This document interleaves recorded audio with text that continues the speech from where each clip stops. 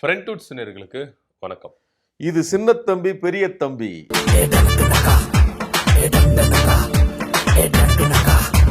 இப்ப நான் என்ன நினைக்கிறேன்னா, சீட்டை மாத்திக்கலாம்னு நினைக்கிறேன். என்ன சீட்டு? இடத்த மாத்திக்கலாம்னு நினைக்கிறேன். அப்படியா? என்ன பிரச்சனை? வாஸ்து சரியில்லை. வாஸ்து சரியில்லையா? ஆமா. ஏன்? நான் இந்த பக்கம் வந்தீங்கன்னா உச்சத்துக்கு போயிருவேன். நீங்க இந்த பக்கம் வந்தீங்கன்னா நீங்க உச்சத்துக்கு போயிருவீங்க. அதனால வாஸ்துபடி நம்ம மாத்தி உக்காந்துடலாம்னு நினைக்கிறேன். நீங்க என்ன நினைக்கிறீங்க? யாரு பண்டிட் சொன்னாரா? பண்டிட் சொல்ல மாதிரிலாம் ஒரு தலைமைச் செயலகத்துல முதல்வர் அலுவலகத்தையும் மாத்துறாங்க. நம்ம தூண்டு சேரை நம்ம மாத்துறதுக்கு எதுக்குன்னு இவ்வளோ இது மாத்திட்டு போயிருவோமே. தலைமைச் செயலகத்துல மாத்தி இருக்கிறாங்க. பாத்துக்காங்க. அதாவது மாற்றம் வேணும் மக்களே. இவரும் தாவேக்காரரு தான். மாற்றம் வேணும், மாற்ற வேணும்னு கேட்டீங்களே. அந்த மாற்றம் எங்க நடந்திருக்கு பாத்தீங்களா? தலைமைச் செயலகத்துல சிஎம் ரூம் மாத்துறது. தலைமைச் செயலகத்துல சிஎம் ரூம் மாடிக்கு மாறி இருக்கு. எத்தனாவது மாடி? 10வது மாடிக்கு மாறி இருக்கு. மேல இருந்தா தானே உச்சத்துல இருந்தா தானே உச்சத்திலேயே இருக்க முடியும். கீழே இறங்க முடியாதுல்ல. எவ்வளவு பெரிய கேவலம். எவன் சொன்னான்னு தெரியல. உயரமான இடத்துல இருந்தாதான் என்ன சொல்றது, உயரமான இடத்துல இருந்தாதான் உயர்ந்தே போவோம். ஆமா, அப்படின்ற மாதிரி இப்ப 10வது மாடிக்கு அவர் மாறுறாரு சிஎம். அப்பெல்லாம் வந்து இதுல டவர்ல விளக்கு போடுறவன் இருப்பான அந்த அவன் தான் வந்து உலகத்திலே மிகச்சிறந்த ஒரு அதிகாரம் படைத்தவனா படைச்சிருக்கணும். ஆனா அவரும் பாவம் என்ன அவருக்கு ஒருவேளை அவர் ராசி நட்சத்திரம் அதெல்லாம் மாறி இருக்குமோ என்னவோ. அதனாலதான் இருக்கு. இதுல என்னன்னா ஒரு ப்ராப்ளம்னு, நம்ம ஜெயலலிதா அம்மா இருக்காங்கல்ல, அவங்க எந்த அளவுக்கு ஆன்மீகத்துல ரொம்ப டீப்பா இருந்தவங்க, ஜோசியத்தை எந்த அளவுக்கு டீப்பா நம்பினாங்க. ஆனா அவங்க கூட இந்த தலைமைச் செயலகத்துல இந்த சிஎம் ரூம் மாத்தினதே கிடையாது. கலைஞர் அவர்கள் இருந்துட்டு போன அதே சேர்ல தான் இந்த அம்மாவும் போய் உக்காந்தாங்க. இல்லப்பா, நீங்க யோசிக்கணும், புரிஞ்சுக்கணும். விஜய வந்து சிறுபான்மையினர் ஜோசப் விஜய், அவரு பைபிள்ல வந்த ஜோசப் இருக்காங்கல்ல, அந்த ஜோசப். அதாவது இதுல எகிப்துல போய் அவர் போராடி அங்கங்க இருக்கக்கூடிய அந்த பிரச்சனைகள் எல்லாம் பார்த்துவீங்க. ஜோசப் படம் பார்த்துருப்பாங்கல்ல, அந்த ஜோசப் எல்லாம் பைபிள்ல படிச்ச ஜோசப்னு இங்க நிறைய கிறிஸ்தவர்கள் நம்பிக்கிட்டு இருக்காங்க. அப்படி இல்ல, அவர் பேர்ல தான் ஜோசப். ஆனா வச்சு ஆட்டு வைப்பவர் ஒரு ரத்தன் பண்டிட்டுங்கிற ஒரு ஜோசியர். அவர் உட்காருனா உட்காருவாரு, அவர் எந்திரினா எந்திரிப்பாரு, அப்படி ஓரமா உட்காருனா உட்காருவாரு, இப்படி ஓடிவானா ஓடி வருவாரு, கோலம் போடனா கோலம் போட. ஆமா, திரைப்படத்துல டைரக்டர் சொல்றதை எப்படி கேட்டு ஆடுவாரோ அதை விட கேவலமாக ஆடக்கூடிய ஒரு பொம்மை தான் இது. அப்போ ரத்தீத் பண்டிட் தான் வந்து டைரக்டர். ஆமா, இன்னைக்கு அதாவது அவர் போடுற சட்டையில இருந்து, நெத்தியில வச்சிருக்கிற கும்பகுமத்துல இருந்து, கையில கட்டிருக்க கயிறுல இருந்து, அவருக்கு போட்டிருக்கிற கோட்டு கலர்ல இருந்து எல்லாத்துக்கும் ரத்தன் பண்டிட் தான் காரணம். பெல்ட். ஆமா, உள்ள என்ன கலர் போட்டிருக்காரு எனக்கு தெரியாது. நான் பார்த்தது வரலும் சொல்றேன், சரிங்களா? அதையும் கூட அவர் சொல்ல முடியும். நான் அதுக்குள்ள போகல, சரிங்களா? அப்போ ஒரு ரத்தன் பண்டிட்டுங்கிற இந்த பண்டிட் அவருக்குத்தான் அரசு பதவி கொடுத்தாங்க. அது எதிர்க்கட்சிகள்லாம் தாக்கி. இதெல்லாம் எவ்வளவு பெரிய பகுத்தறிவு பகலவன், பார்வோற்றும் வேந்தன், பழுத்த சுய மரியாதை, பழம் பெரியாரினுடைய சிலைக்கு மாலையை போட்டுட்டு வந்துட்டு நெத்தியில பொட்ட வச்சு கையில அவங்க வந்து கயிறு கட்டி சொல்லிட்டாங்களே, கொள்கை தலைவர் வந்து கொள்கையில நாங்க ஏத்துக்க மாட்டோம், அவங்க அந்த வழி காட்டினாங்களா அந்த வழியில தான் நாங்க போவோம். சில பேர் கேள்வி வைப்பேன், ஏங்க பிடிஆர் தான் கையில கயிறு கட்டி இருக்காரு, நெத்தியில போட்டு வச்சிருக்காரு. அதாவது அவர் நம்பிக்கையின்படி இயல்புல இருக்கிறாரு. ஆனா நடைமுறையில பாத்தீங்கன்னு வச்சுங்களா, அவர் எக்கனாமிக்ஸ் தான் வேலை செய்வாரு, அவர் ஜோசியரா வேலை செய்ய மாட்டாரு. நீங்க நீங்க ஜோசியருக்கும் என் நம்பிக்கைக்காக நான் பொட்டு வச்சுக்கிறேன், ஆனா நடைமுறையில நான் வந்து பகுத்தறிவாதியா இருக்கிறேன். துர்கா ஸ்டாலின் கூட அவங்க கோயிலுக்கு போறாங்க, ஸ்டாலின் அவர்கள் பகுத்தறிவை பேசிட்டு. ஆமா, அவரு வந்து இன்னும் கூடுதலா அனைத்து சாதிர அச்சருக்கு ஆர்டர் போடுறாரு. அதை அங்க பார்ப்பனர்கள் மறுக்கிறாங்க. வயலூர் முருகன் கோயில் என்ன நடந்துச்சு நமக்கு தெரியும். இவர் போட்ட அப்பாயின்மெண்ட்டை விலக்கிட்டு அவர்கள் வேலை செஞ்சாங்க. அப்போ பார்ப்பனர்களுக்கும் அல்லது சனாதனத்துக்கும் எதிராக நடந்து கொண்டு தன் வீட்டுக்குள் கோயில்ல சாமியை கும்பிடுறதையே தடுக்காமல் வாழ்ந்த ஜனநாயக பூர்வமான ஆள் ஸ்டாலின். ஆனா தன் பேர்ல ஜோசப்னு வச்சுக்கிட்டு நடைமுறையில் கிறிஸ்தவர்கள் இன்னைக்கு வந்து அந்த வெளிநாட்டு பணம் வருவதற்கெல்லாம் பெரிய நெருக்கடி இருக்குது. அதெல்லாம் குறித்து விஜய் ஒரு வார்த்தை பேச மாட்டார். ஆமா, சரிங்களா? அந்த சட்டம், ஆமா, ஃபாரின் டெவலப்மெண்ட் ஃபண்ட் இருக்கு இல்லையா, அதை முடிச்சு விட்டது மோடி அரசு முடிச்சிருச்சு. அதை பற்றி விஜய் பேச மாட்டாரு. இன்னும் கூடுதலா இந்த ஜோசியம் பார்த்து வேலை செய்யறதுல உள்ள சிக்கல் இருக்குங்க. இந்த ஜோசியக்காரங்க என்ன பண்ணுவாங்கன்னா, அண்ணாச்சி உங்களுக்கு குரு உச்சத்துல இருக்கிறான், இப்போ ஒரு கல்யாணம் பண்ணிக்கிட்டீங்கன்னா உங்க வாழ்க்கை ஓஹோன்னு இருக்குன்னு சொல்லி 65 வயசுக்கு அப்புறம் சரவண பவன் அண்ணாச்சிக்கு ஜோசியக்காரனா ரூட்டு போட்டு கொடுத்தான். ஜீவஜோதி கேச போய் நீங்க பாருங்க. அண்ணாச்சி வாழ்க்கை அழிந்து போனதுக்கு காரணம் என்ன? ஒரு கண் முன்னாடி நிக்குது. ஜோசியம் எவ்வளவு கேவலமானது, அது எதை வேண்டுமானால் கூட்டி கூட கொடுக்குங்கிறதுக்கு தான் நீங்க ஜீவஜோதி பார்த்துக்கணும். கடைசி நிமிஷம் வரல அண்ணாச்சி வருவாரு, என்னப்பா அப்படிம்பாரு. பண்டிட்டுகள் அந்த பண்டிட்டுகள் கேட்டாங்கன்னா அள்ளி அள்ளி கொடுப்பாரு. அவருக்கு சொன்ன மாதிரியே சட்டை போட்டுக்கிடுவாரு, சொன்ன மாதிரியே பட்டை போட்டுக்கிடுவாரு. அப்போ அவங்களுடைய மூடுக்கு ஏற்ற மாதிரி அண்ணாச்சி நீங்க அடுத்து ஒண்ணு முடிச்சுக்கிட்டீங்கன்னா தான் நல்லதுன்னு பாரு, இன்னைக்கு நீங்க கேக் வெட்டினீங்கன்னா தான் நல்லதுன்னு இருப்பாங்க. அவர் கேக் வெட்டி வெளியிடுவாரு. அது அப்படி இல்லை. அந்த ஜீவஜோதி கடைசியில இந்த அம்மாட்ட எதிர்த்து போராட்டாங்க. அவர் கதை வேற. எதுக்காக சொல்றேன்னா, இந்த ஜோதிடத்தை கேட்டு சுயபுத்தி இல்லாமல் இயங்கியதன் விளைவு ஒரு மாபெரும் தொழில் அதிபராக உச்சத்தில் இருந்து சாதாரண ட்ரைசைக்கிள் ஓட்டி, எங்க இந்த கோயம்பேட்டில் இந்த கொத்தவால் சாவடியில் ட்ரைசைக்கிள் ஓட்டி பிழைப்பை நடத்தி உச்சத்துக்கு வந்த ஒரு தொழிலதிபர் காணாமல் போனாரு.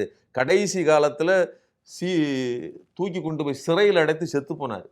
அப்படிப்பட்ட இதை பார்த்த இந்த பூமியில மீண்டும் ஒரு பண்டிட்டு, மீண்டும் ஒரு ஜோசியக்காரன், அவன் நடத்துகிற நாடகங்கள், அதனால் ஒருத்தர் வீட்டை மாத்துறாரு, சின்ன வீட்டையும் கட்டுறாரு அப்படின்னு சொன்னா இந்த நாடு எந்த நிலைமைக்கு போயிட்டு இருக்கு? கடைசி காலத்தில் அண்ணாச்சியின் நிலைமை வருவதற்கு நான் பொறுப்பு இல்லை, பண்டிட் தான் காரணம். இதெல்லாம் இருக்கட்டும். இவரு சிஎம் ரூமை மாத்துறாரு இல்லைங்களா? இப்ப அங்கதான் அறிஞர் அண்ணா இருந்தாரு, கலைஞர் இருந்தாரு, ஜெயலலிதா இருந்தாங்க, எடப்பாடி இருந்தாரு, ஸ்டாலின் இருந்தாரு. எல்லாமே அங்கதான். இந்த தமிழ்நாட்டுல பல திட்டங்களா இருக்கட்டும், பல அறிவிப்புகளா இருக்கட்டும், வரலாற்று சிறப்பு மிக்க நிகழ்வுகள் அங்கதான் நடந்திருக்கு. இதெல்லாம் விட்டுட்டு நாமக்கல் 10வது மாடிக்கு போறாரு. ஆனா இதுக்கான செலவுகள் இருக்குல்ல, இது ஏன்னா இப்போ சும்மாலாம் போறது அங்கே. ஏன்னா இவரு போறாரு, இவருடைய செயலாளர் போறாங்க, சீஃப் செக்ரட்டரி போறாரு, இப்போ தனி செயலாளர், பிஆர்ஓக்கு எல்லாருக்கும் ரூம் அங்கே வந்து அரேஞ்ச்மெண்ட் பண்றாங்க. இதுக்கான செலவுகள் இருக்குது. இதெல்லாம் வந்து சிபிஐ சுப்ராயன் இருக்கிறார்ல, எம்பி, அவர் என்ன சொல்றாரு? தண்ட செலவு. ஏன்னா இப்ப தமிழ்நாடு கடன் சுமையில இருக்கு. இப்ப மேற்கொண்டு இதை வந்து நீங்க சுமை ஏத்துற மாதிரி தானே. இப்போ இந்த அமௌண்ட் வந்து யார் கொடுப்பா? யார் தலையில கட்டுறீங்க? அதாவது தமிழ்நாட்டின் கடன் 5000 கோடி ரூபாயை அதிகரித்து விட்டார்கள். ஏற்கனவே இருந்தது 5800 கோடி ரூபாய். அதுல இருந்து 5000 கோடி எடுத்து 10,000 கோடி ரூபாயை மாத்திட்டாங்க. அப்படி இப்படின்னு சொல்லி பெரிய வெள்ளை அறிக்கை விட்டாங்க, என்னென்னலாமோ சொன்னாங்க.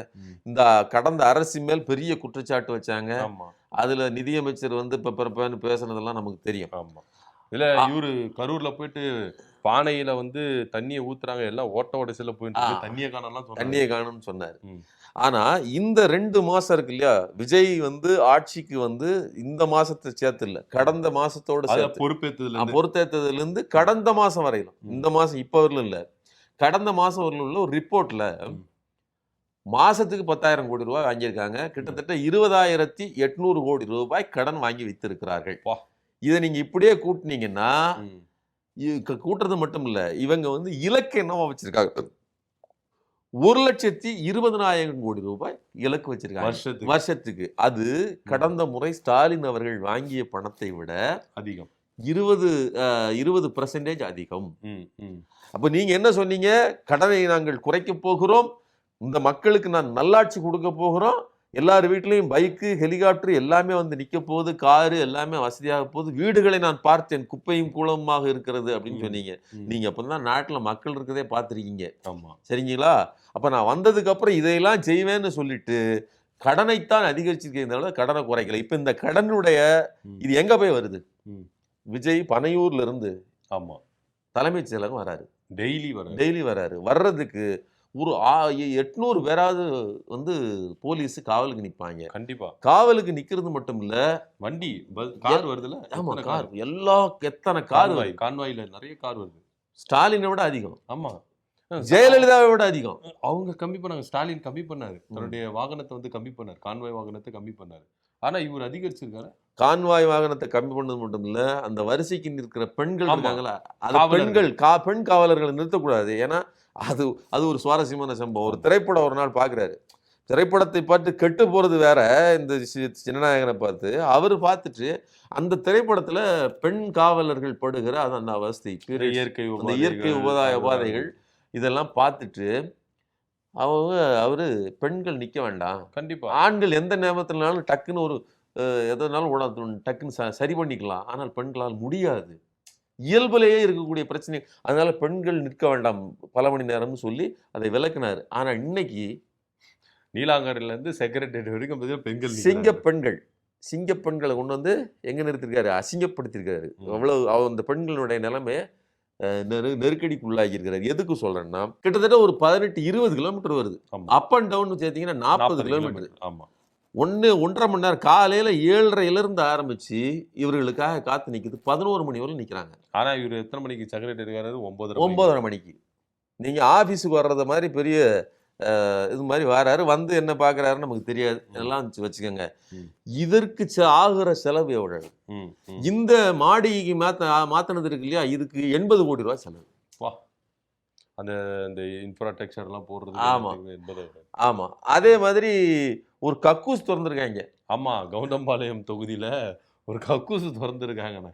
அதுவும் கட்டுனது திமுக ஆட்சியில கட்டுனது. அந்த கக்கூசை திறக்கிறதுக்கு இங்கிருந்து அமைச்சர்கள் போய் நின்று எத்தனை கோடி. எனக்கு என்ன டவுட்னா, அந்த கக்கூசு கட்டுனதுக்கு விட தொகை செலவு பண்ணாங்களா, அதை விட இந்த நிகழ்ச்சி ஏற்பாடு தரப்பு விழாக்கு அதிக செலவு பண்ணிருப்பாங்க. இது இப்படிதான் சிதறுவதுதான். ஒண்ணும் இல்லைங்க, சம்பளம் குறைச்சிட்டாங்க, ஏதோ ஒரு கம்மி பண்ணிட்டாங்க, உங்க குடும்பத்திலே நடந்திருக்கும்.